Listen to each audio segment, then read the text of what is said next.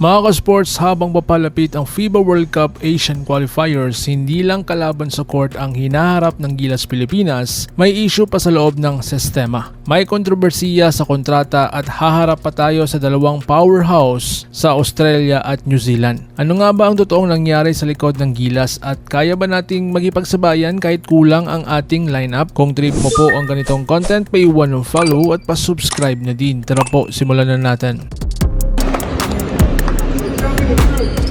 Mga ka-sports, ang malaking hamon sa qualifiers. Ang ating national team ng Gilas Pilipinas ay nag-aanda para sa FIBA Basketball World Cup Asian Qualifiers. Pero bago pa man tumapak sa hardwood, may problema na agad sa roster, ang kawalan ni Kai Sotto. Hindi makakalaro si Kai sa window na ito dahil una, sa kanyang injury management at pag-ingat ng kanyang club sa Japan. Ngunit mas lumaki ang usapin nang lumabas ang balita tungkol sa umano'y issue sa kontrata sa pagitan ng kampo ni Kai at ng Samahan ng Basketball ng Pilipinas o SBP. Ayon sa mga ulat, may hindi pagkakaunawaan sa terms ng kontrata at compensation package. Hindi raw pera ang sentro ng issue kundi structure, risk at long-term commitment. At dito nagsimula ang mas malaking tanong. Protektado ba ang mga elite players natin?